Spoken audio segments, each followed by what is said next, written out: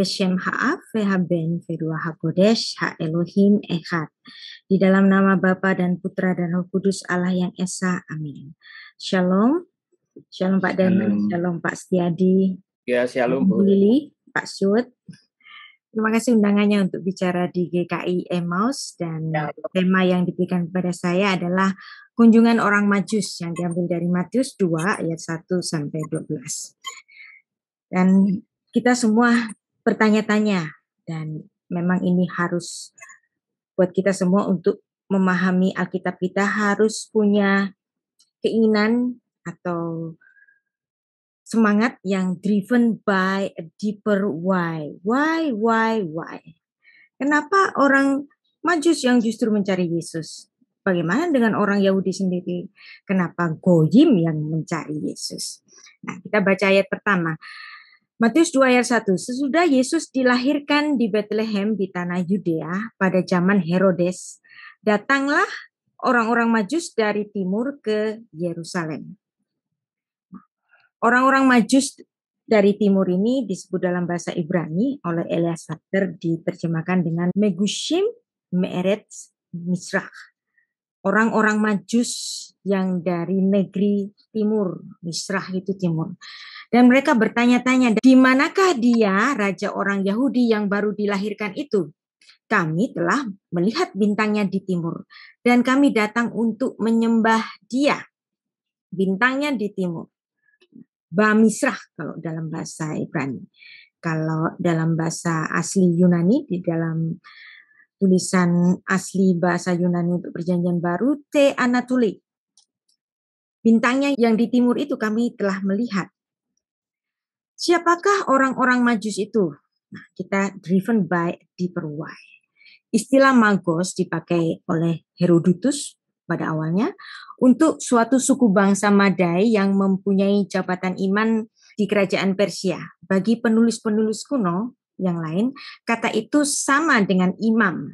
Nah, mungkin mereka adalah imam-imam dan mereka disebut dengan Magos, Magoi untuk pluralnya. Kata Magos ini diterjemahkan dalam bahasa Indonesia menjadi orang Majus. Dalam Alkitab terjemahan bahasa Inggris misalnya wise men. Terjemahan YLT mentransliterasinya dengan kata mages. Sedangkan terjemahan Darby dan NIV mentransliterasikannya dengan kata magi. Nah, magic. Nah, kata magic berasal dari kata magos ini. Alkitab terjemahan bahasa Indonesia menggunakan kata orang Majus. Mungkin barangkali ini sekedar transliterasi, menyalin huruf dari kata Yunani magos, atau barangkali kata itu diserap dari bahasa Arab, yang memang bahasa Arab ini banyak menjadi kasana di dalam bahasa Indonesia. Mungkin juga kata majus ini suatu serapan dari bahasa Persia untuk orang-orang yang beragama Majusi. Nah, karena Perjanjian Baru yang lebih tua ketimbang LAI tahun 74, Alkitab Tlingit tahun 1870 menggunakan kata Majusi. Demikian pula LAI terjemahan lama terbitan tahun 58 menggunakan kata Majus, sehingga istilah ini akrab telinganya orang Indonesia hingga saat ini. Menurut Herodotus, orang Majus adalah salah satu suku orang Media yang berprofesi sebagai penafsir mimpi dan bertanggung jawab atas ritus-ritus suci karena mereka adalah golongan imam. Singkatnya, mereka adalah golongan imam, kaum terpelajar dan dianggap memiliki keahlian berupa pemahaman supranatural akan peristiwa-peristiwa masa depan yang diperoleh dengan mempelajari buku-buku dan mengamati bintang-bintang astronomi.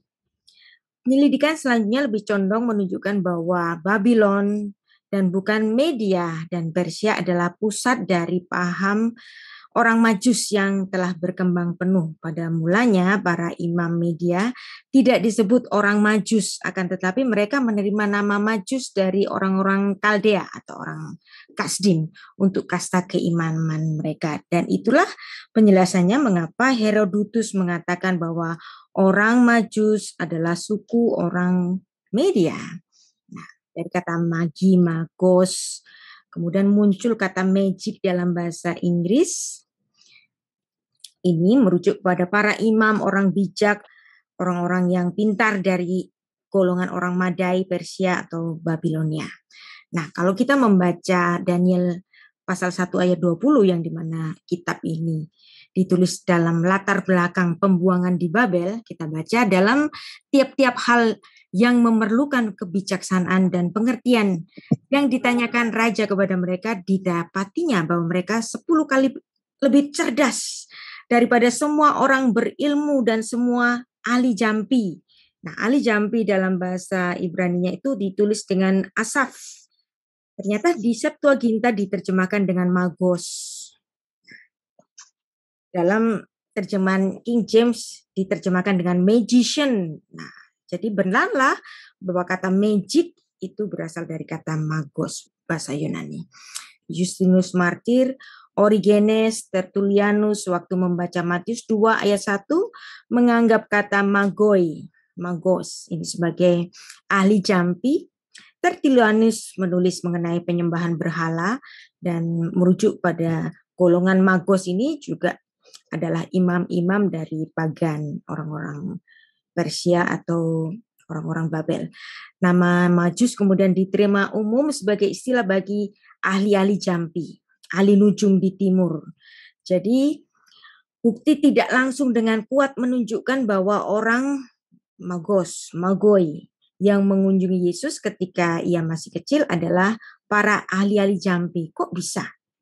Ya, bisa saja karena Tuhan bisa melakukan kehendaknya dan mengetuk pada setiap orang untuk melakukan kehendaknya. Misalnya seperti Kores. Kores adalah satu-satunya orang asing, orang goyim, yang bahkan di Alkitab itu disebut sebagai Mesias, orang yang diurapinya. Bisa saja. Ya. Jadi Megushim, Me'eretz, Misrah, orang-orang Majus dari timur. Wilayah manakah yang disebut timur itu? Nah, apa yang dikatakan Daniel dan Herodotus membantu pengertian tentang orang-orang Majus dalam Matius 2 ayat 1 sampai 12. Agaknya mereka adalah ahli-ahli astronomi, golongan agamawi non-Yahudi yang kemungkinan mereka adalah orang-orang dari Babel, Persia, Media bisa ya. Tapi ada juga gara-gara ada kata timur di sini, ada juga yang menafsirkan orang-orang Majus ini mungkin datang dari Tiongkok. Bisa saja namanya juga tafsir. Ya, tapi kebanyakan memandang bahwa orang-orang Majus ini adalah orang-orang dari mungkin Babel, Persia, atau Media. Nah, kenapa mungkin saya juga cenderung bahwa orang-orang Majus ini adalah orang-orang yang berasal dari Babel, Persia, atau Media. Karena pada tahun 586 sampai 516, selama 70 tahun, orang Israel itu dibuang ke Babel. Maka tentu saja ada interaksi antara orang Yahudi dengan orang-orang setempat. Nah, para imam orang Yahudi mungkin ada yang berinteraksi dengan imam-imam yang ada di Media. Mungkin juga golongan Zoroaster, who knows, bisa saja. Dan mereka bicara tentang pembuangan mereka di Babel. Dan ketika ada pembuangan di Babel, disitulah mulai ada pengharapan akan hadirnya Sang Mesias itu menjadi lebih kuat. Nah, dari situlah barangkali ada pembicaraan yang intens antara orang-orang Yahudi yang dibuang di Babel dengan penduduk setempat, dengan para ahli astronomi di Babel. Nah, ada tafsiran juga mengenai 3 raja-raja timur. Nah, biasanya ini dalam tradisi Kristen, dalam perayaan-perayaan Natal, mereka digambarkan sebagai 3 raja di timur yang kemudian datang mencari raja orang Yahudi. Nah, mereka ini dianggap demikian itu ada dasarnya juga, yaitu dengan misalnya mengambil bahan dari Alkitab, misalnya Mazmur 72 ayat 10. Kiranya raja-raja dari Tarsis dan pulau-pulau membawa persembahan-persembahan. Kiranya raja-raja dari Sheba dan Seba menyampaikan upeti. Nah, jadi ini menjadi suatu dasar barangkali orang-orang Majus itu adalah golongan raja-raja, bisa saja ya. Karena memang tafsir bisa ada dalam berbagai segi. Namanya juga tafsir. Peristiwa Natal yang ditulis dalam Matius dan Lukas merupakan suatu kisah yang ironis. Nah, kalau Anda membaca Matius pasal 1 ayat 1, di situ dimulai kisah tentang Yesus itu dimulai dari silsilahnya. Nah, Sefer Toledot ben David ben Abraham. Langsung ditulis dari mana asalnya Yesus. Dia adalah keturunan Daud, keturunan Abraham. Nah, kemudian diperincilah nenek moyang Yesus itu. Dan kemudian secara sengaja Matius ini menyebut ada 4 perempuan asing di dalam silsilahnya Yesus. Yang pertama adalah Tamar, orang Kanaan. Kemudian ada Rahab, orang Kanaan dan bukan orang baik-baik. Dia adalah seorang pelacur. Kemudian ada Rut, orang baik-baik, tapi dia orang Moab, yang dimana di dalam hukum Taurat itu Moab tidak boleh masuk ke dalam jemaat Tuhan, tetapi karena dia melakukan konversi, dia diterima sebagai orang Israel. Dan kemudian ada Batsheba, istri Uria orang Het, yang kemudian menjadi istri Daud, yang artinya Batsheba ini juga terhitung sebagai orang asing. Nah, kenapa? Matius itu memulai ada 4 perempuan asing. Kemudian memulai juga kisahnya dengan adanya orang Majus, lagi-lagi orang non-Yahudi. Nah, inilah semangat dari Injil, bahwa Injil tidak secara eksklusif diberikan kepada orang Yahudi saja, tetapi Injil diberikan kepada segala bangsa, dan apalagi dengan kehendaknya setelah perjanjian lama itu ditulis dalam bahasa Ibrani dan Aramaik sebagian sedikit. Nah, kemudian dalam perjanjian baru Tuhan dengan kehendaknya Injil Kristus diberitakan dan ditulis di dalam bahasa Yunani supaya bangsa-bangsa di dunia mengenal Injil Kristus. Nah, sekarang kita belajar mengenai kata Mizrah. Nah, karena memang orang Majus ini disebut atau menyebut dirinya bahwa mereka berasal dari timur. Nah, kata timur dalam bahasa Ibrani itu Mizrah. Nah, ada juga selain kata Mizrah, yaitu kata Kedem. Nah, kata Kedem ini bisa bermakna timur, awal, permulaan, atau di hadapan, atau bisa merujuk kepada zaman dahulu atau zaman yang terdahulu. Nah, kenapa Misrah atau Kedem itu menjadi suatu pusat dari mata anginnya orang Yahudi kuno?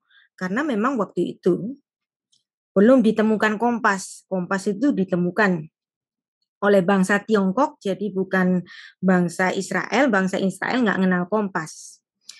Kompas baru diperkenalkan kemudian, dan di dalam bahasa Ibrani untuk kompas yang merupakan penemuan lanjutan dari orang-orang Tiongkok ini, kemudian disebut dalam bahasa Ibrani itu menjadi matspen. Kata yang sinonim dengan Kadim, Kedem. Nah, ada satu partai yang namanya Kadima di Israel. Artinya partai terkemuka atau partai yang terdahulu.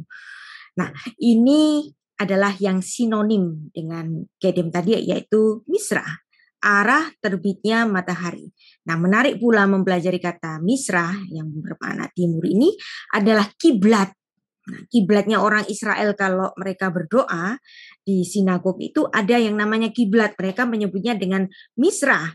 Nah, Talmud mengatakan bahwa orang Yahudi diaspora ketika mereka berdoa mereka akan mengarahkan dirinya ke tanah Israel yang di Israel menuju ke Yerusalem, di Yerusalem, yaitu di mana Bait Allah itu berada. Jadi banyak sejarawan ini memandang Misrah ini suatu tradisi berdoa dengan mengarah ke kiblat. Nah, kemudian berdoa dengan mengarah ke kiblat ini kemudian juga diserap oleh teman muslim yang dimana mereka awalnya itu berdoa mengarah ke kiblat yang di Yerusalem atau Baitul Maqdis, kemudian mungkin karena peristiwa Isra Mi'raj mereka itu kiblatnya jadi ke Mekah. Nah, kiblat itu karena bait Allah ada di Yerusalem dan bait Allah itu menghadap ke timur. Ini ditulis dalam Yeskiel 47 ayat 1. Kemudian ia membawa aku kembali ke pintu bait suci yang sungguh ada air keluar dari bawah ambang pintu bait suci dan mengalir menuju ke timur sebab bait suci juga menghadap ke timur dan air itu mengalir dari bawah bagian samping kanan dari bait suci itu sebelah selatan mesbah. Nah, jadi bait suci itu mengarah ke timur. Ki bene habait kadin. Bait itu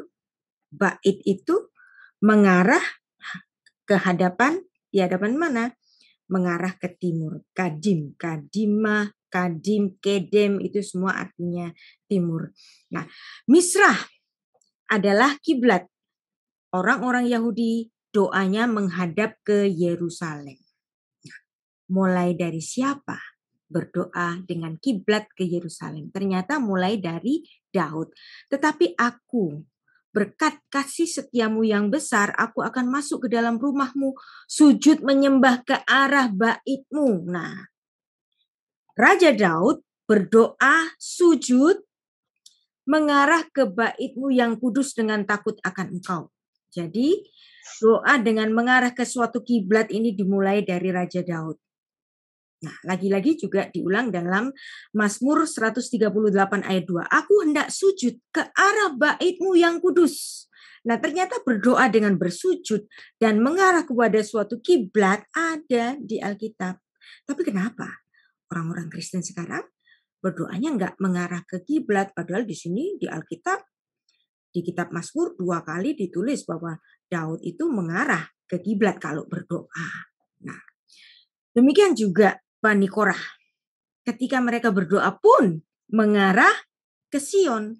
Mereka berjalan makin lama makin kuat hendak menghadap Allah di Sion. Jadi Sion, tempat berdirinya bait Allah atau di Yerusalem, mereka mengarahkan pada setiap mereka berdoa. Nah, ini menjadi juga dasar yang diikuti oleh teman-teman muslim yang dimana mereka juga berdoa dengan menghadap ke kiblat yang awalnya di Baitul Maqdis, kemudian ada perubahan ke Mekah. Nah, bagaimana dengan Alkitab sendiri memandang perubahan arah kiblat ini? Ternyata pada zaman dahulu setelah perpecahan antara Israel Utara dan Selatan setelah kematian Salomo, kerajaan Utara mereka memiliki kiblatnya sendiri, yaitu di mana? Di Gunung Gerizim. Dan itu dilestarikan oleh orang-orang Samaria sampai hari ini. Mereka pusat penyembahannya di mana? Di Gunung Gerizim. Sedangkan orang-orang Yahudi di Gunung Sion. Berarti kiblatnya beda. Yang satu mengarah ke Gunung Gerizim, tempatnya orang-orang Samaria atau Israel Utara. Sedangkan Israel yang di selatan, yang di mana di situ ada bait Allah, kiblat dari orang-orang Yahudi merujuk kepada Gunung Sion atau Yerusalem. Jadi karena ada perpecahan dari kerajaan dinasti Daud kemudian terpecah menjadi Israel Utara dan Selatan, yang di sini, yang di Samaria di sini doanya di Gunung Gerizim, yang di sini di Gunung Sion. Nah, ada perubahan. Nah, bagaimana untuk mengharmonisasi perbedaan kiblat ini. Nah, Tuhan Yesus waktu itu bicara ya mengenai perubahan kiblat ini. Nah, ini adalah Shechem ya, yang dimana hari ini itu bernama Nablus namanya, kota Nablus, dan masih banyak keturunan-keturunan Samaria itu doa kiblatnya itu masih di Shechem di sini ya. Jadi di Gunung Gerizim. Nah, sedangkan orang-orang Yahudi masih merujuk kepada Gunung Sion. Nah, bagaimana pandangan Yesus terhadap perbedaan kiblat ini? Nah, Yesus berkata, "Percayalah kepadaku, hai perempuan, saatnya akan tiba bahwa kamu akan menyembah Bapa, bukan di gunung ini." Apa itu gunung ini? Di Gunung Gerizim, dan juga bukan di Yerusalem, Gunung Sion. Nah, di sini Yesus nggak peduli dengan perbedaan kiblat itu. Mau di Gunung Gerizim maupun di Gunung Sion, nggak ada penting-pentingnya itu untuk diperdebatkan. Karena Allah itu roh. Barang siapa menyembah dia harus menyembah di dalam roh dan kebenaran. Nah, atas dasar ini orang Kristen tidak lagi berdoa dengan mengarah ke kiblat. Nah, jawab perempuan itu, "Aku tahu bahwa Mesias akan datang, yang disebut juga Kristus. Apabila ia datang, ia akan memberitakan segala sesuatu kepada kami." Dan Yesus mengatakan, "Anihu, ego eimi. Akulah dia yang sedang berkata-kata dengan engkau." Di sini secara lugas Yesus mengakui bahwa dia adalah Mesias yang dijanjikan itu, dan dia adalah arah kiblat itu hari ini. Jadi nggak usah dipersoalkan antara perbedaan kiblat di Gunung Gerizim maupun kiblat di Sion. Karena tidak ada kiblat. Tuhan Yesus berkata, "Anihu hamisrah." Sekarang aku ini adalah kiblat itu, Anihu hamisrah. Ibadah umat perjanjian baru dengan mengarahkan pandangannya yang berpusat kepada Yesus Kristus sebagai arah kiblat umat perjanjian baru. Di mana itu ditulis? Penulis Ibrani dalam Ibrani 12 ayat 2 menulis demikian. "Marilah kita melakukannya dengan mata yang tertuju kepada Yesus yang memimpin kita dalam iman, yang membawa iman kita kepada kesempurnaan, yang dengan mengabaikan kehinaan tekun memikul salib ganti sukacita yang disediakan bagi dia yang sekarang duduk di sebelah kanan takhta Allah." Ibrani 12 ayat 2 menunjukkan kepada kita dengan mata yang tertuju kepada Yesus. Berarti kiblat kita apa? Yesus Kristus. Dan kita menyembah di dalam roh dan kebenaran karena Allah itu roh. Jadi nggak perlu kiblat untuk orang Kristen. Nah, orang-orang Majus tadi mempersembahkan 3 jenis persembahan. Sahaf, yaitu emas, levona, kemenyan, mor, yaitu mur. Nah, atas dasar persembahan-persembahan ini, maka ada penafsiran bahwa orang-orang Majus yang datang itu adalah 3 orang beserta rombongannya masing-masing. Nah, lagi-lagi kita bicara tradisi. Tradisi Kristen menafsirkan bahwa persembahan yang dibawa oleh orang-orang Majus itu adalah simbol bagi misi dan karakter Yesus Kristus. Emas melambangkan bahwa dia adalah raja, logam yang sangat berharga. Kemudian ada kemenyan, adalah lambang keimamatan Yesus Kristus, bahwa dia adalah imam besar seperti yang ditulis dalam kitab Ibrani. Kemudian ada mur. Nah, mur ini adalah dibuat dari suatu getah yang amat pahit, yang biasanya itu dibuat untuk wangi-wangian, dan ini dilumurkan kepada jasad Yesus ketika dia dikuburkan. Dan siapa yang membawa minyak mur tadi itu? Yaitu Nakdimon Ben Gurion atau Nikodemus. Dan membawa mur ini sebagai campuran dari rempah yang dipakai untuk melumuri jasad Yesus di kuburnya itu. Jadi mur ini melambangkan kematiannya. Nah, ada yang bertanya, jika Maria dan Yusuf menerima hadiah-hadiah yang mahal itu, ya hadiah mahal-mahal bagi Yesus, mengapa orang tua Yesus mempersembahkan sepasang burung tekukur atau burung merpati yang merupakan persembahan dari golongan orang miskin. Bukankah mereka sudah memiliki harta yang cukup untuk membeli ternak? Nah, ada yang tanya gini kepada saya waktu itu. Kenapa orang tuanya Yesus kok nggak ngasih ternak, ngasihnya kok burung merpati? Ini kan nunjukin kalau orang tuanya Yesus itu orang sederhana. Tapi kan dia dapat emas dari orang-orang Majus ini. Kan bisa itu untuk dibelikan mur. Nah, pertanyaan itu berasal dari kesalahpahaman yang biasanya ada di kartu-kartu Natal atau di drama-drama Natal. Biasanya kalau di drama-drama Natal atau di kartu Natal itu seolah-olah para gembala dan orang Majus itu bersama-sama datang di kandang domba itu, dan kemudian di situ pula orang-orang Majus mempersembahkan persembahannya. Jadi pertanyaan tersebut itu pengaruh visual drama-drama Natal. Tetapi visual dari drama-drama Natal itu nggak benar karena sebenarnya ada suatu jeda waktu. Ya, sebenarnya ada jeda waktunya cukup panjang ya. Misalnya begini, pada saat kelahiran Yesus, kemudian ada jeda waktu 8 hari. Setelah 8 hari Yesus disunat dan dibawa ke Bait Allah. Nah, angka 8 ini adalah angka penyunatan dan hari ke-8 ketika dia disunat dia diberi nama. Sesuai pesan dari malaikat itu dia diberi nama Yesus. Saya baca Lukas 2 ayat 22, dan ketika genap waktu pentahiran menurut hukum Musa, mereka membawa dia ke Yerusalem untuk menyerahkannya kepada Tuhan. Ini ada upacara menurut hukum Taurat. Nah, menurut hukum Taurat, mitzvot ke-564, seorang ibu setelah melahirkan itu disebut najis selama 7 hari. Nah, pada hari ke-8 dia harus ditahirkan dan bersama-sama untuk menyerahkan anak sulungnya itu di Bait Allah. Nah, seperti yang ditulis dalam Keluaran 12 ayat 2 sampai 5.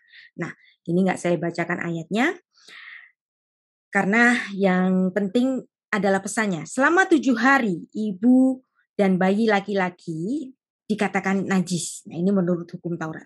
Pada hari ke-8 ia sudah selesai masa kenajisannya sehingga ibu bayi boleh datang dalam upacara penyunatan bayi. Nah, ini ada mitzvot ke-17 tentang sunat pada bayi laki-laki. Nah, sesuai mitzvot ke-459, anak sulung harus dikuduskan bagi Tuhan seperti ditulis dalam Keluaran 13 ayat 2 sampai 12. Nah, pada saat itu orang-orang Majus belum datang. Sehingga sesuai apa yang ditulis dalam Imamat 12 ayat 6 sampai 8, bahwa yang sebenarnya harus diberikan itu adalah ternak, yaitu domba, tapi domba kan mahal.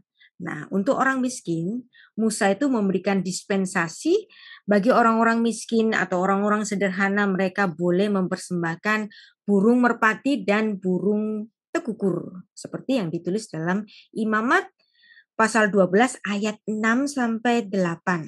Nah, Yusuf melakukan ketentuan itu dengan mempersembahkan korban yang murah, menandakan orang tua Yesus ini adalah dari kalangan sederhana, seperti yang ditulis dalam Lukas 2 ayat 24. Dan untuk mempersembahkan korban menurut apa yang difirmankan dalam hukum Tuhan, yaitu sepasang burung tekukur atau 2 ekor anak burung merpati. Dan inilah yang dipersembahkan oleh Yusuf. Nah, korban-korban itu adalah korban yang diperuntukkan bagi ibu Yesus yang selesai masa kenajisannya. Dan kemudian ibu dari bayi itu harus meneruskan masa nifasnya selama 33 hari sesuai hukum Taurat. Nah, Yesus Kristus lahir di Migdal Eder, kandang domba, tetapi ini bukan kandang biasa. Ya, biasanya kalau kita itu melihat Allah inkarnasi atau mendengar kisah-kisah Natal, Tuhan begitu humble-nya. Ya memang kalau Tuhan gak humble mana mau jadi manusia gitu kan. Dan dia lahir di kandang domba yang hina dan kita merasa aduh kasihan ya, Tuhan yang Maha Kudus, Maha Tinggi mau lahir di kandang domba. Sebenarnya ini bukan kandang domba biasa.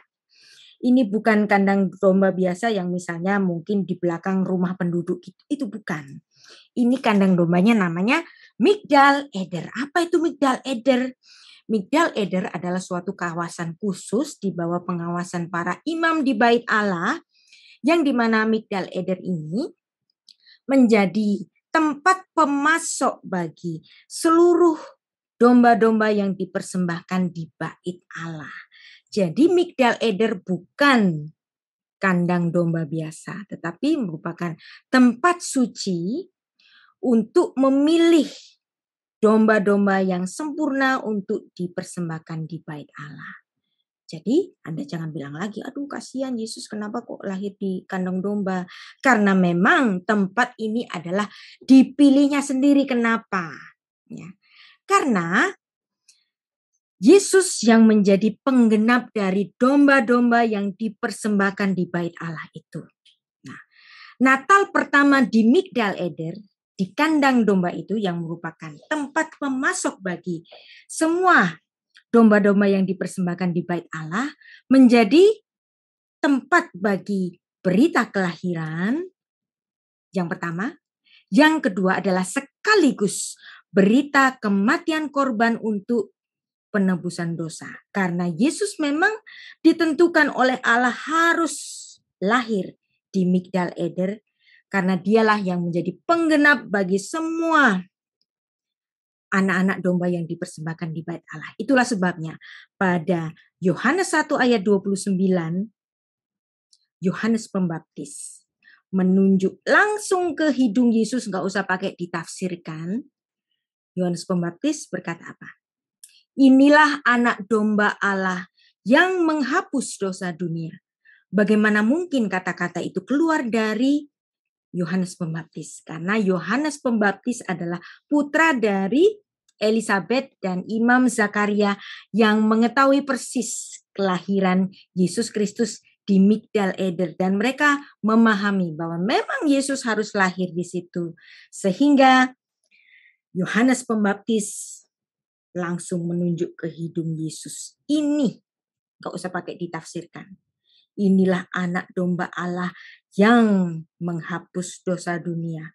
Itulah kenapa setelah kematian Yesus, 40 tahun kemudian, Bait Allah di Yerusalem oleh karena kehendak Allah runtuh. Kenapa runtuh? Ya harus runtuh.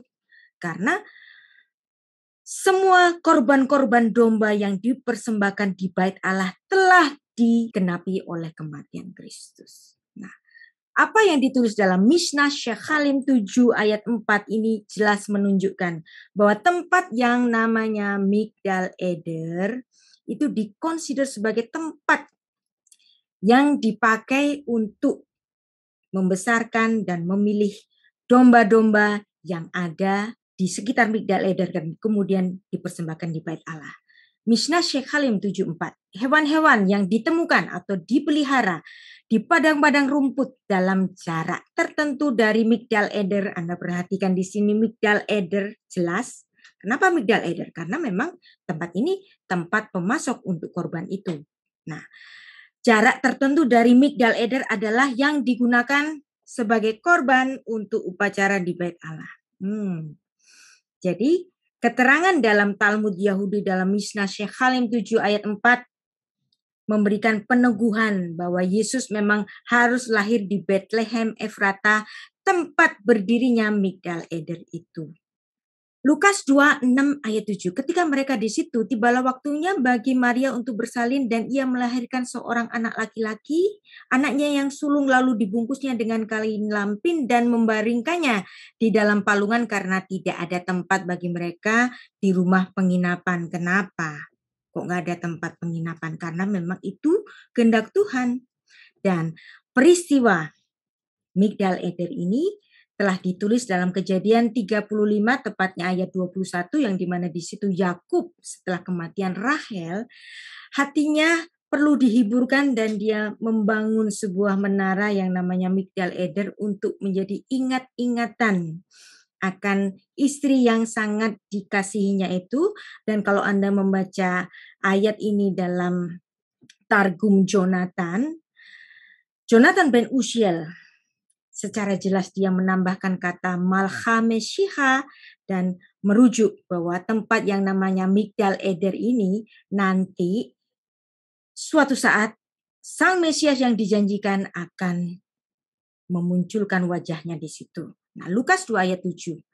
Dan ia melahirkan seorang anak laki-laki, anaknya yang sulung, lalu dibungkusnya dengan kain lampin dan dibaringkannya di dalam palungan karena tidak ada tempat bagi mereka. Nah, Tipatni di sini adalah palungan atau kandang, kalau di dalam bahasa aslinya itu evus, avus atau evus. Jadi palungan di sini evus itu bisa bermakna tempat makanan bagi para ternak, bisa juga bermakna kandang domba. Jadi Yesus memang harus lahir di kandang domba. Nah, kandang domba di Palestina itu atau di tanah suci di sana itu sebenarnya bukan gubuk semacam ini. Karena kandang-kandang domba yang ada di Israel sana itu biasanya ada di gua-gua. Dan ini juga bisa dikonfirmasi dari tulisan bapak-bapak gereja, misalnya Origen dari Alexandria menulis bahwa Yesus Kristus dilahirkan di sebuah gua di Bethlehem yang dapat dikunjungi pada zamannya. Jadi bukan di gubuk seperti ini. Nah, kalau ada drama Natal yang bikin gubuk seperti ini, ya itu bayangan-bayangan orang-orang modern saja. Tetapi kalau kita melihat iklim dan situasi yang ada di tanah suci, kandang domba itu biasanya dari gua-gua. Kalau Anda pergi ke gereja Nativity, Anda akan lihat interiornya di situ. Anda akan merasa, oh iya memang ini adalah gua. Mulanya itu gua yang kemudian dibangun sebagai gereja Nativity. Nah, di gereja inilah tempat yang diyakini di situ tempat Yesus lahir. Dan kemudian didirikan sebuah gereja yang namanya The Church of Nativity, Basilica of the Nativity di Bethlehem. Dan ini tempat yang dikuasai di dalam teritori Palestina. Nah, sekarang kita akan belajar. Bila mana orang-orang Majus mengunjungi Yesus Raja orang Yahudi? Nah, kapan sih kira-kira? Nah, kita membaca Matius 2 ayat 1 sampai 6. Sesudah Yesus dilahirkan di Bethlehem di tanah Yudea pada zaman Herodes, datanglah orang-orang Majus ke Yerusalem dan bertanya-tanya, di mana dia raja orang Yahudi yang baru dilahirkan itu? Kami telah melihat bintangnya di timur dan kami datang untuk menyembah dia. Ketika Raja Herodes mendengar hal itu, terkejutlah ia beserta seluruh Yerusalem. Wah, bagaimana mungkin ada raja orang Yahudi datang di sini? Raja orang Yahudi sekarang kan Herodes gitu. Maka dikumpulkannya semua imam kepala ahli Taurat bangsa Yahudi, lalu dimintanya keterangan dari mereka di mana Mesias akan dilahirkan. Mereka menjawab kepadanya, di Bethlehem di tanah Yudea. Kenapa kok mereka merujuk di Bethlehem? Karena disitulah para rabi Yahudi sudah memahami bahwa Kejadian 35 ayat 21 ada kata Migdal Eder, dan kemudian ada juga di Mika 4 ayat 8 dan Mika 5 ayat 1. Ketiga ayat ini merujuk suatu tempat yang namanya Migdal Eder. Dan kalau Anda membaca ini dalam terjemahan Aramaik Targum Jonathan ben Uziel menambahkan kata Malcha Meshiha atau Raja Mesias pada ketiga ayat itu. Nah, ternyata klop. Apa yang dipahami orang Yahudi, itulah yang digenapi dengan kelahiran Yesus Kristus di Bethlehem Efrata. Dan di sini Matius mengutip apa yang ditulis dalam kitab Mika. Dan engkau Bethlehem, tanah Yehuda, engkau sekali-kali bukanlah yang terkecil di antara mereka yang memerintah Yehuda. Karena daripada mula akan bangkit seorang pemimpin yang akan menggembalakan umatku Israel. Nah, kalau Anda membaca ini dalam bahasa Aramaik Targum Jonathan dengan jelas menambahkan kata Malcha Meshiha. Ada kata Malcha Meshiha. Nah, Kalau saya baca dalam bahasa Indonesianya, tetapi engkau hai Bethlehem Efrata, hai yang terlalu kecil untuk dihitung. Untuk dihitung di antara ribuan kaum Yehuda, daripadamu akan bangkit bagiku sang Mesias.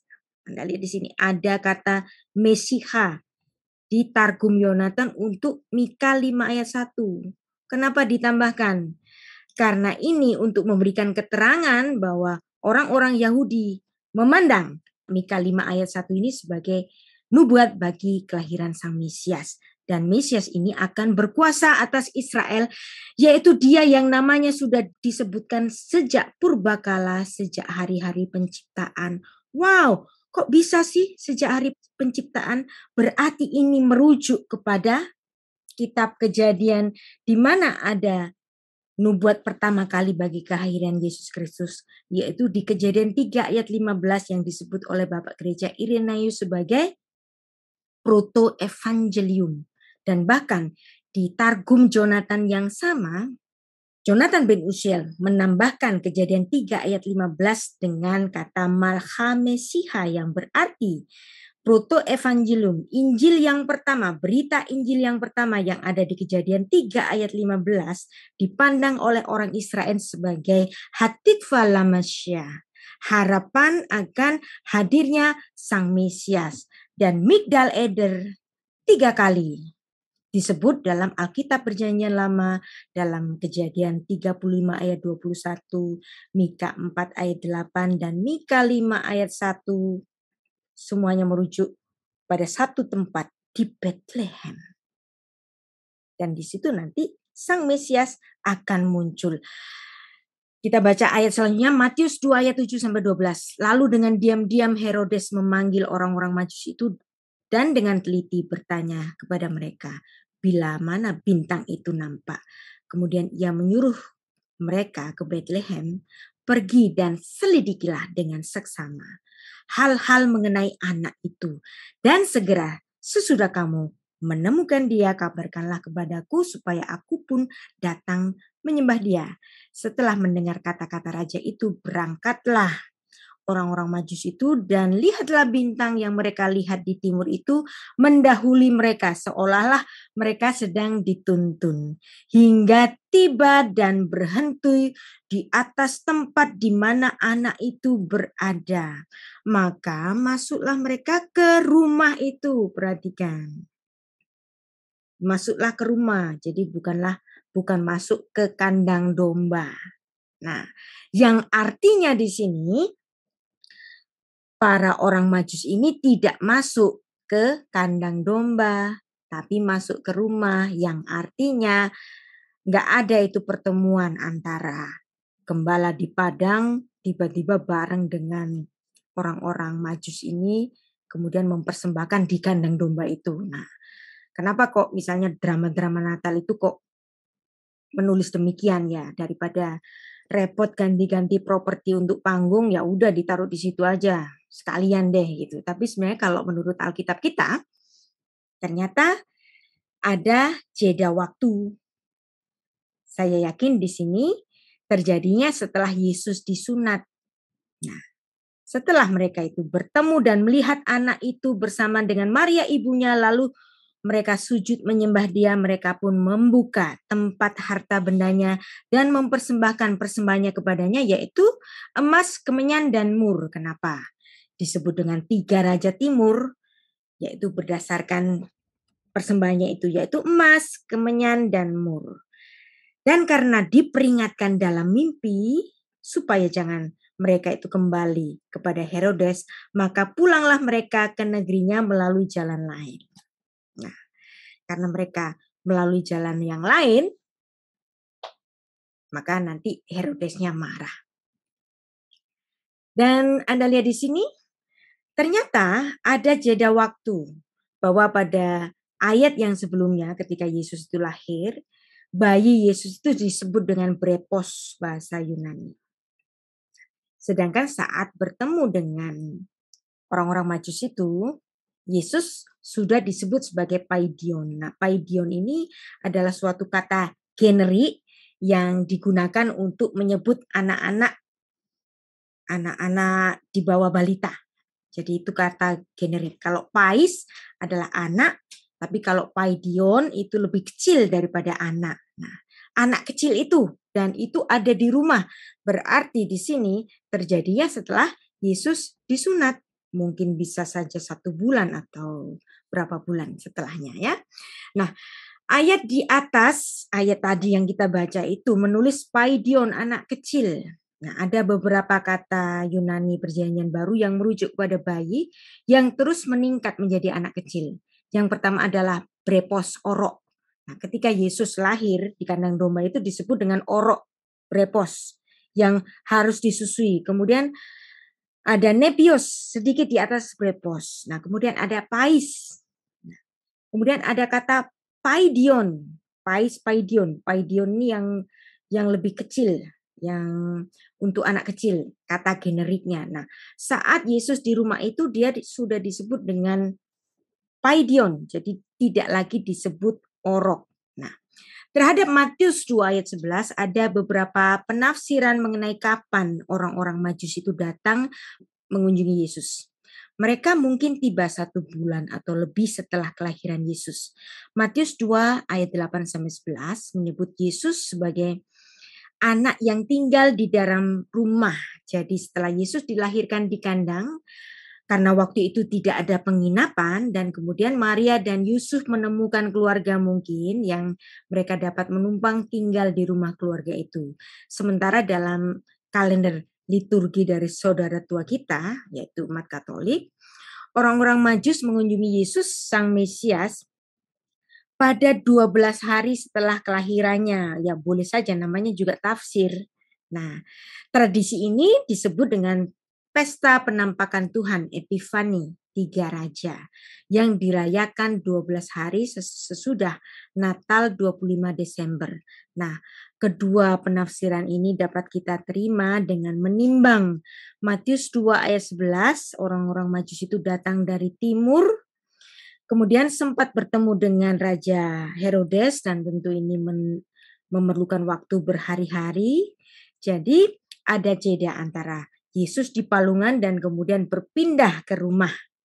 Nah, karena orang-orang Majus itu nggak kembali menemui Herodes, Herodesnya jadi marah deh. Maka terjadilah infantisida, kemarahan Herodes, pembunuhan bayi-bayi. Nah, ini mengingatkan kita.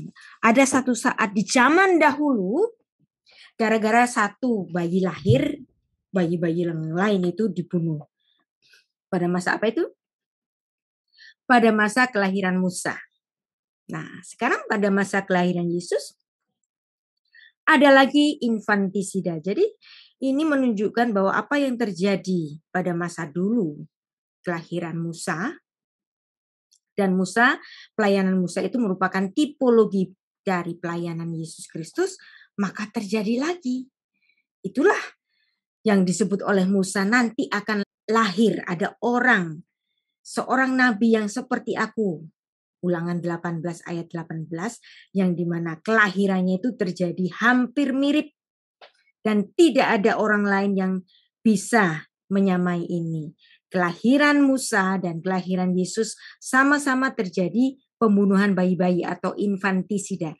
Jadi ulangan 18 ayat 18 tidak bisa dikenakan kepada orang lain, termasuk nabi yang lain yang diklaim katanya nabi mereka itu memenuhi ulangan 18 ayat 18. Ulangan 18 ayat 18 hanya dapat dikenakan kepada Yesus Kristus.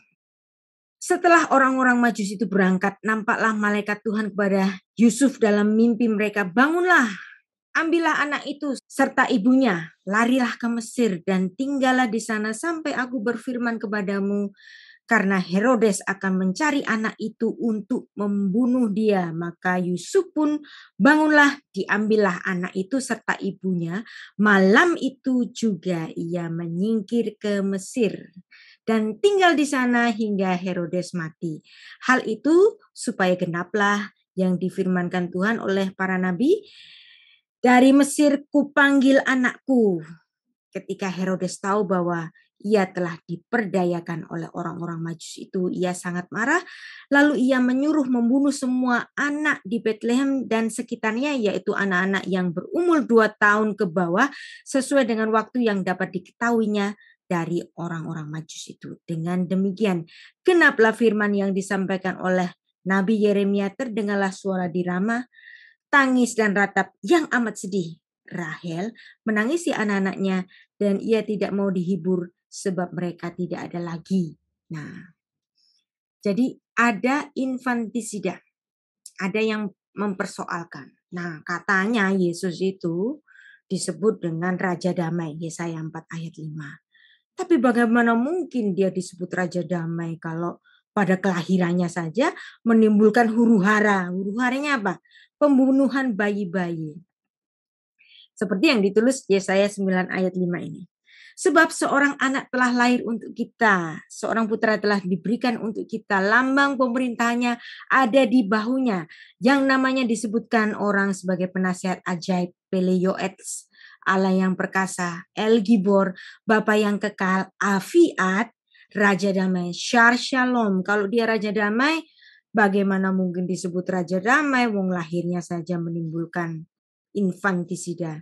Dan mungkin ini seperti yang disebut dalam Yeskiel 13 ayat 10, karena ya sungguh karena mereka menyesatkan umatku dengan mengatakan damai sejahtera, padahal sama sekali tidak ada damai sejahtera.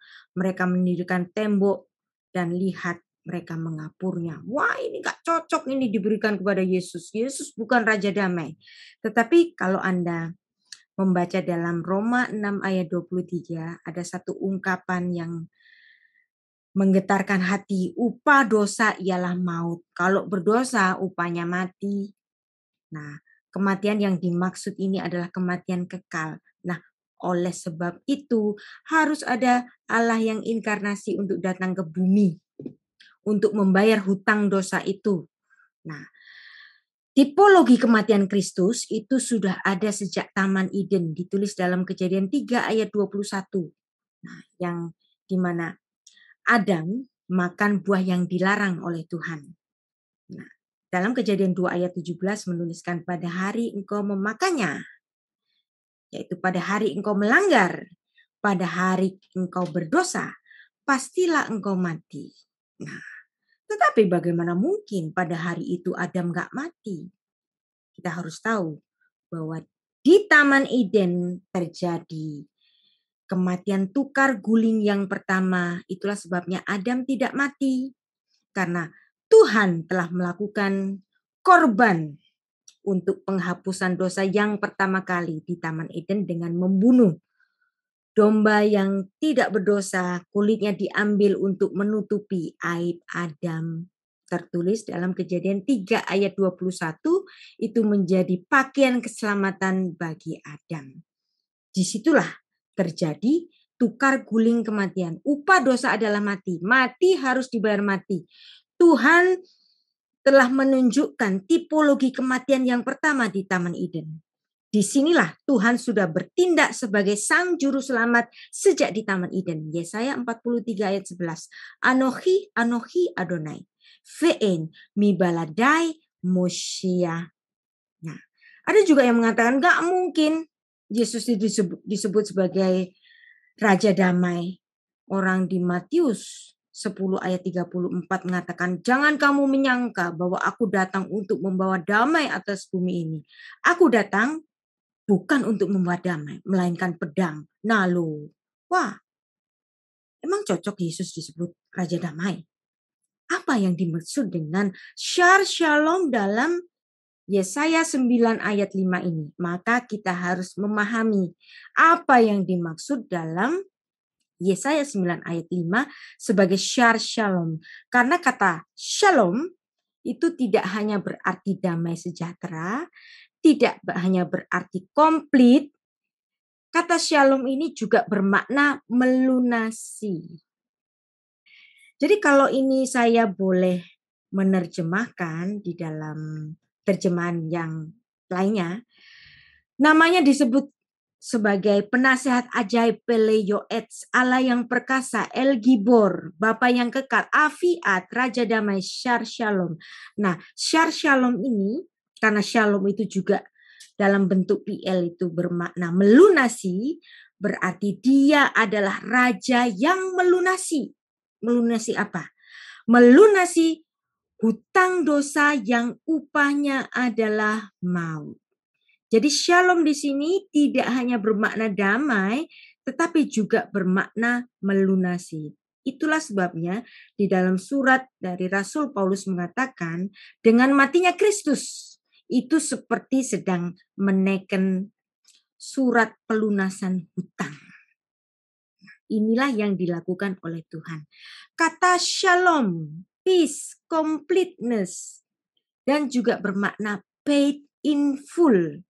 Kita sangat paham semuanya, shalom. Kita menyapa orang shalom, damai, damai bagimu. Nah, sehari-hari pun kita ngomongin shalom. Nah, kata shalom ini tidak hanya bermakna damai.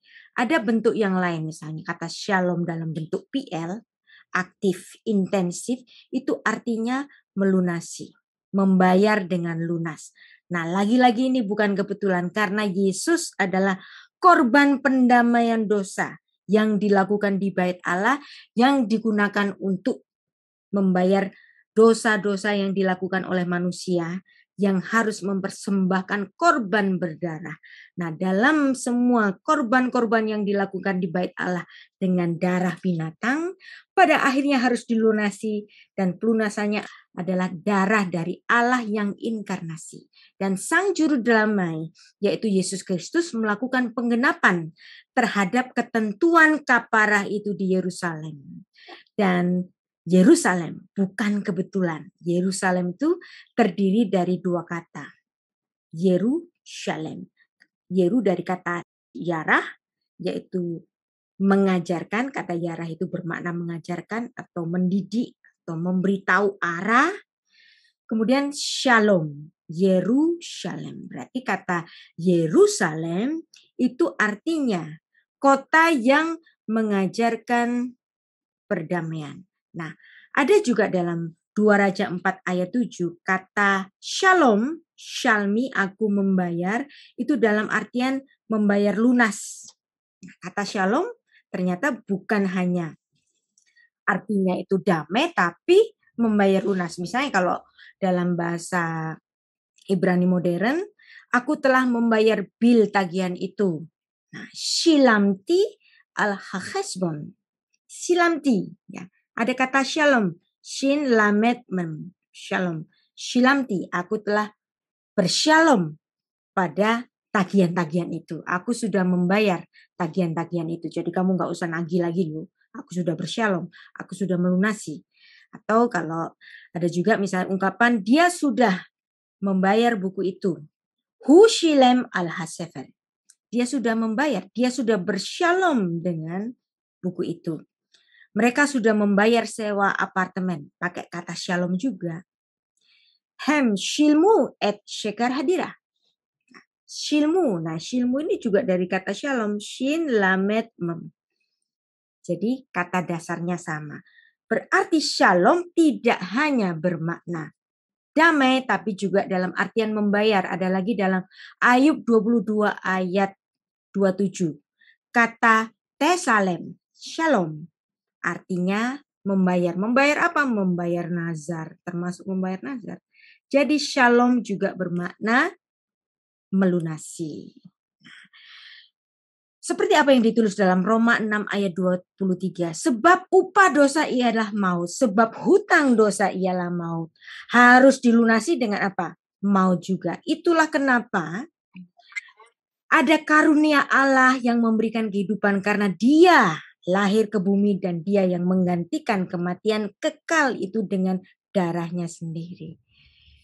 Makanya enggak kebetulan kalau Anda membaca Alkitab nanti ketika Yesus berkata di kayu salib, tetelestai itu merupakan pelunasan.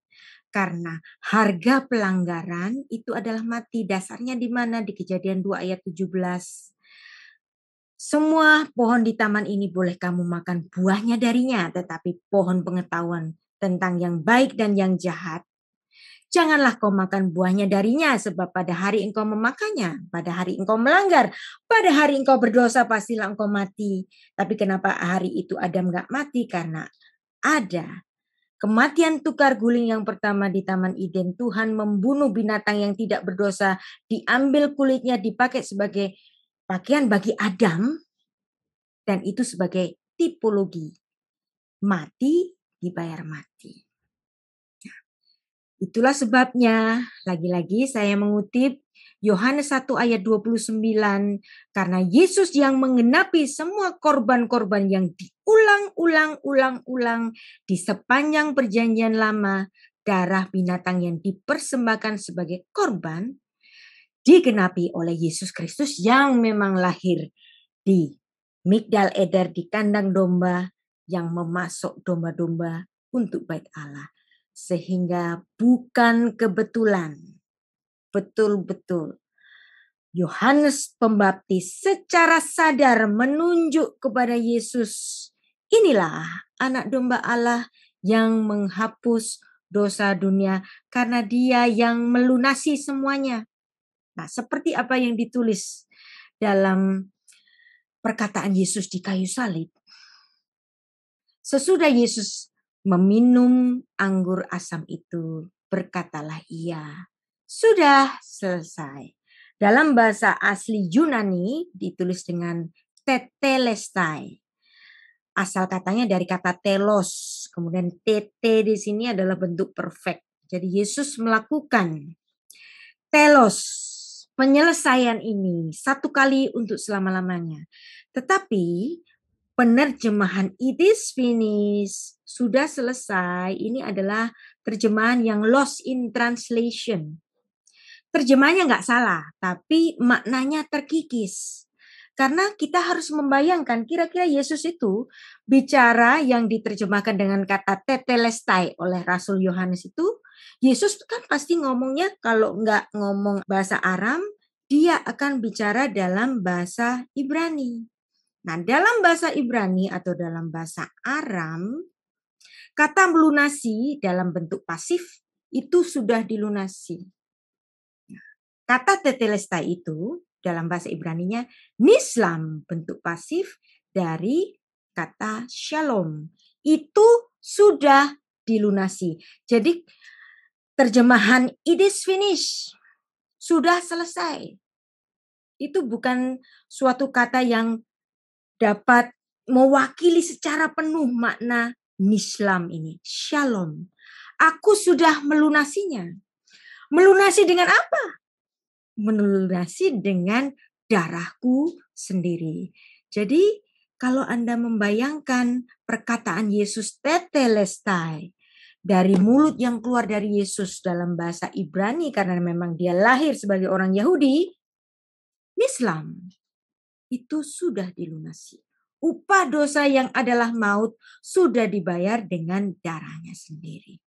Dan dari situlah Allah mendamaikan manusia dan Tuhan yang terpisah sejak di Taman Eden dengan darahnya sendiri. Dan dari situ manusia dapat ditebus dan dapat menuju keabadian di rumah Bapa atau di olam haba. Olam haba bahasa Ibrani terjemahnya adalah word to come, atau yang kita boleh sebut orang-orang Kristen itu sebagai Yerusalem yang baru atau langit baru dan bumi yang baru, seperti dituliskan oleh 2 Petrus 3 ayat 13. Tetapi sesuai janjinya kita menantikan langit yang baru dan bumi yang baru di mana terdapat kebenaran. Kenapa kita bisa mencapai langit baru dan bumi yang baru? Karena ada Allah yang inkarnasi dengan kasih-Nya yang membayar hutang dosa yang upahnya maut itu dengan darahnya sendiri. Demikian paparan saya. Kiranya ini menjadi berkat dan kita boleh bertanya jawab setelah ini. Shalom. Ya, terima kasih Bu Rita. Mungkin ada Bapak Ibu Saudara mau bertanya, ya. mungkin yang belum disinggung ini Bu, tujuannya orang Majus. Mereka kok niat gitu ya Bu, maksudnya sampai mencari, memberikan persembahan yang wow gitu. Ya ini tujuannya apa? Apa mereka itu menganggap Yesus Mesias atau gimana Bu? Tujuan utamanya ya. Kita lebih melihat ke tujuan si penulis Matius itu. Bahwa ia memulai Injilnya dengan melibatkan orang-orang non-Yahudi. Matius pasal 1 jelas menulis ada 4 perempuan asing. Ada Tamar, ada Rahab, ada Ruth, ada Batsheba. Kemudian di pasal kedua, secara sengaja juga, Matius menekankan adanya orang goyim, orang non-Yahudi yang juga datang untuk menyambut kehadiran Allah yang inkarnasi. Apakah ada orang Yahudi yang juga menyambut Yesus Kristus? Ada dong, golongan para gembala. Dan tentu saja Elizabeth dan suaminya yaitu Zakaria tentu saja menyambut Allah yang inkarnasi ini. Dan ini menjadi satu tema yang mengawali Injil yang ditulis oleh Matius bahwa Yesus itu untuk segala bangsa.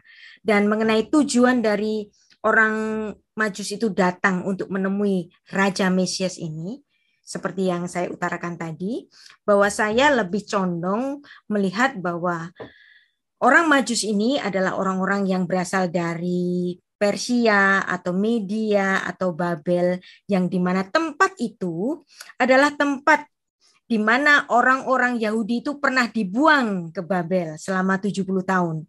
Dan kemungkinan ada interaksi antara golongan ahli Taurat atau rabi-rabi Yahudi atau para imam, mereka berinteraksi dengan para pemikir di sana, para filsuf di Babel atau para filsuf di Media atau Persia, dan kemudian mereka berdiskusi.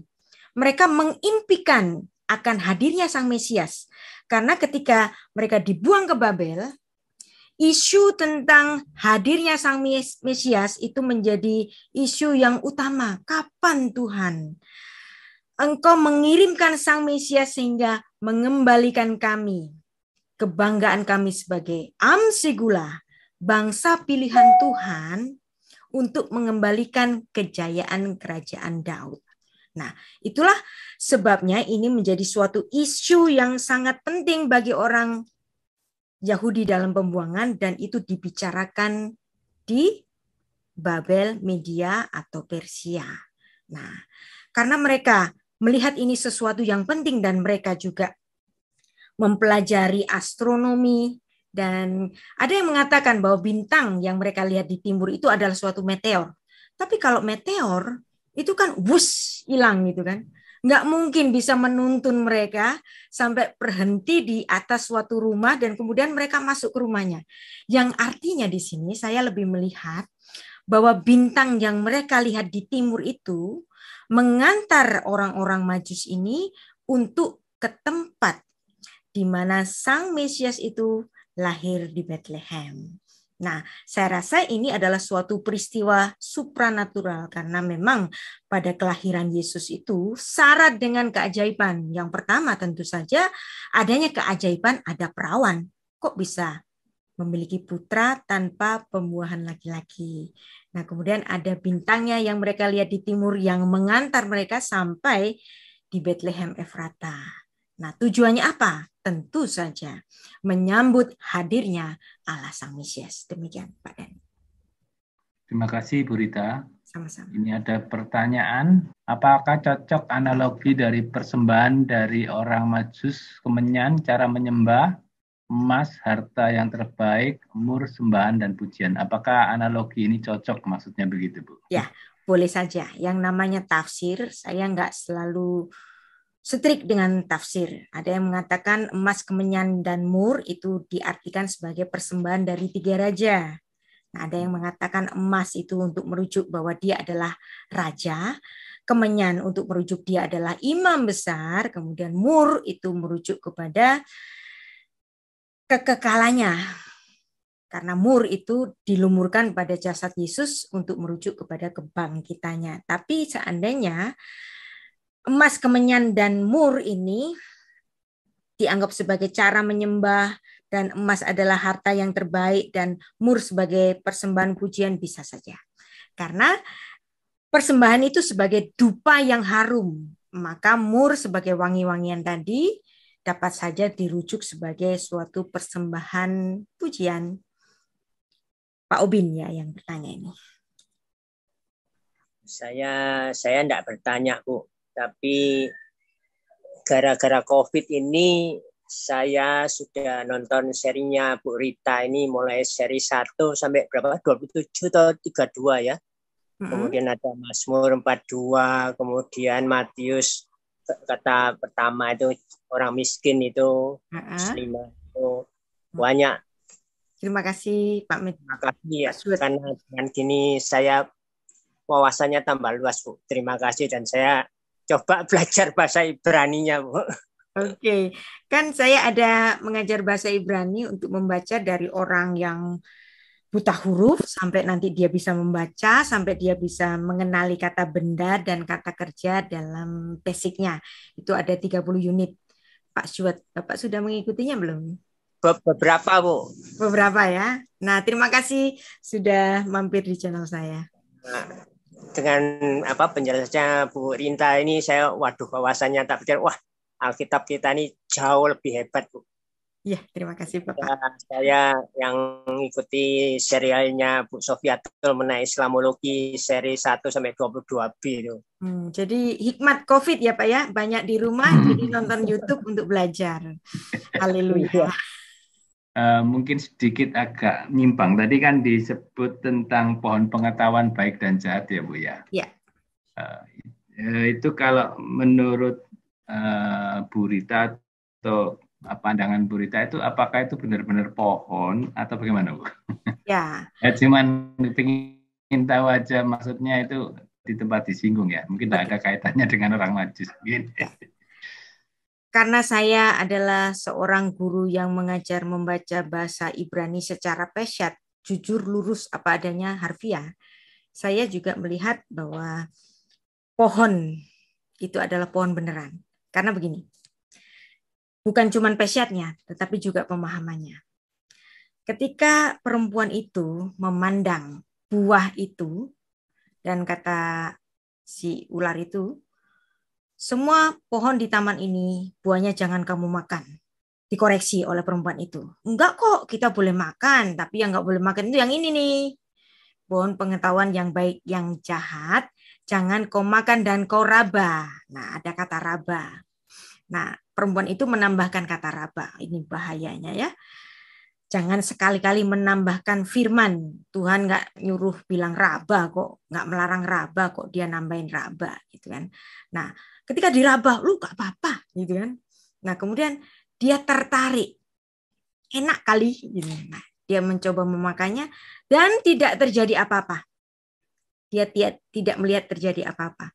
Karena tidak terjadi apa-apa dan di sini ada suatu harapan bahwa dia akan menjadi seperti Allah.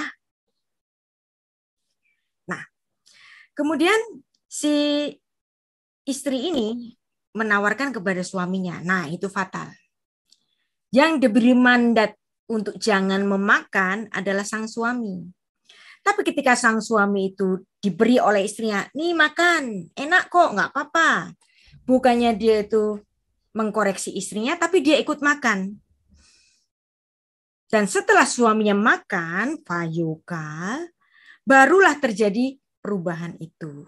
Itulah kenapa dalam ilmu teologi, dosa awal itu disebut dengan dosa Adam. Kenapa? Karena si istri bukan yang mendengar pertama kali dari Tuhan tentang larangan itu. Istri ini mendengar dari suaminya. Nah, karena ini istri berbuat salah, bukannya dikoreksi oleh suaminya, tapi suaminya mengkonfirmasi kesalahan itu. Ketika dosa itu dikonfirmasi oleh suaminya, maka barulah terjadi perubahan itu. Istrinya makan nggak ada perubahan. Suaminya makan baru ada perubahan. Nah, kalau ini buah tadi itu diartikan sebagai alegoris, cocok nggak sih? Nggak cocok kan? Nah, karena setelah suaminya itu ikut makan, terjadilah perubahan. Nah, orang Yahudi menyebut dosa ini sebagai kitset bintiot. Dosa mencabut tanaman. Nah, padahal si Adamnya itu kan cuman mungkin makan beberapa buah saja, atau mungkin bahkan satu buah saja. Tapi istilah dalam bahasa Ibraninya itu ini, hiperbola. Dosa kepingin jadi Tuhan sampai tanamannya itu dicabut, karena pingin jadi seperti Tuhan. Nah, jadi dosa ini bukan cuma sekedar dosa makan, bukan sekedar itu. Dosanya itu apa? Memberontak karena ingin jadi seperti Allah. Nah, dan itu menurut orang Yahudi terjadi pada hari ke-8. Karena 6 hari penciptaan, hari ke-7 Tuhan menguduskan. Dan itu adalah hari Sabat. Dan kemudian hari ke-8 terjadilah tragedi itu. Nah, pada saat itu ini, karena ini adalah hari kejatuhan Adam, nah, dan hari Adam ingin seperti Allah, nah kemudian maka penyunatan perjanjian darah itu terjadi pada hari ke-8. Karena pada hari ke-8, di hari itu pula, di hari kematian Adam, Tuhan membunuh binatang yang tidak berdosa, diambil kulitnya untuk menjadi pakaian Adam. Dan itulah kenapa penyunatan pada hari ke-8. Yesus setelah kematiannya, dia bangkit pada hari ke-8. Kenapa hari ke-8? Sabtu itu kan hari ke-7, Syabat. Hari Minggu, hari ke-8. Maka seperti yang terjadi pada Taman Eden, ada kekisruhan pada hari ke-8, dibereskan dengan kemenangannya atas maut pada hari yang ke-8. Jadi saya memandang pohon itu adalah pohon beneran, harfiah, karena makan. Pak Dani. Terima kasih. Ada pertanyaan di YouTube, Bu. Ya. Apakah Tuhan yang menolak adanya orang yang bertanya kepada bintang-bintang, memakai bintang untuk berbicara kepada orang Majus? Ini kelihatannya tentang perbintangan ini. Perbintangan. Nah, iya. Bagaimana ada itu? Perbedaan, ya, ada perbedaan astronomi dan astrologi. Nah, astronomi adalah ilmu tentang bintang. Nah, ilmu tentang bintang ini nggak apa-apa. Dan karena memang ini untuk menghitung musim-musim dan tahun-tahun juga. Dan bahkan ilmu bintang itu bisa meletakkan suatu tempat tertentu, bisa menjadi kompas. Nah, para pelaut kalau misalnya dia sudah terdampar, dia bisa melihat bintang. Nah, bintang di situ bisa dipakai untuk menunjukkan arah.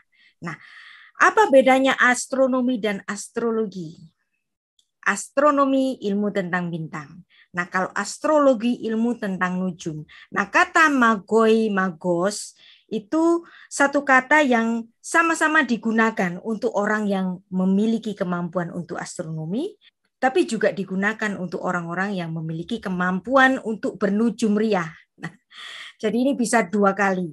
Nah, kenapa kata ini bisa lebih kepada pemaknaan ilmu tentang perbintangan?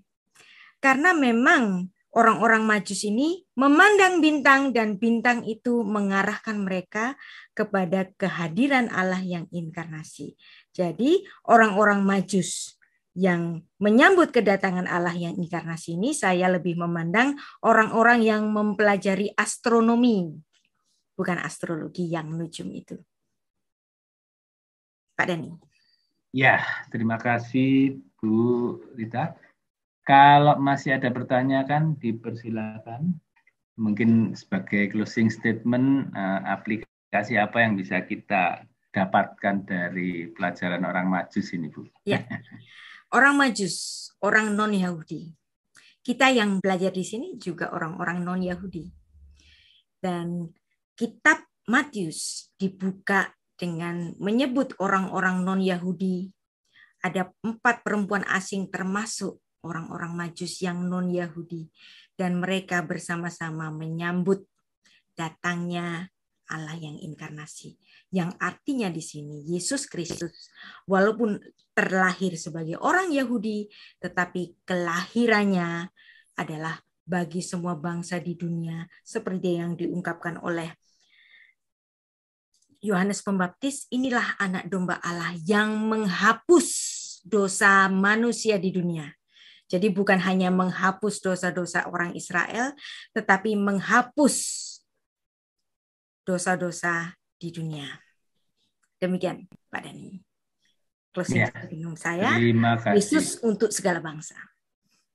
Terima kasih Bu Rita atas pemaparan dan tanya jawab. Kiranya bisa menolong kita untuk semakin memahami firman Tuhan dan mencintai firman Tuhan. Terlebih kita melakukan ya di dalam kebenaran. Itu yang paling penting juga. Ya, terima kasih atas pemaparan Bu Rita. Saya minta untuk Pak Effendi Wibowo untuk tutup kita dalam doa. Silakan. Tuhan Allah Bapa yang di surga, kami mengucapkan puji syukur dan terima kasih Tuhan. Kalau malam ini Engkau memperkenankan kami untuk mempelajari firman Tuhan dengan penjelasan dari Ibu Rita Wahyu, dengan suatu pendalaman yang cukup dalam sekali dari bahasa Ibrani dan latar belakang. Tuhan, biarlah Engkau mau berkati Bu Rita Wahyu di dalam setiap pengajarannya Tuhan, Kau pakai terus dia dalam setiap pengajaran di mana-mana pun tempat, supaya biarlah makin banyak orang yang mengenal lebih dalam tentang Engkau melalui firman Tuhan ini. Tuhan, Engkau sertai kami juga semua Tuhan. Kalau sebentar kami akan menyelesaikan sisa waktu malam ini, biarlah Engkau tetap mau sertai kami. Pimpin dan sertai kami, jagalah kesehatan kami semua Tuhan. Terima kasih, di dalam nama Tuhan Yesus kami naikkan doa ini. Amin. Amin. Kita akan berjumpa lagi nanti bulan Januari ya, tanggal 3. Terima kasih atas partisipasinya. Terima kasih untuk pelayanan Bu Rita. Terima kasih. Memberkati. Terima kasih Bu Rita. Memberkati, Bu Lili. Sangat memberkati. Terima kasih. Memberkati.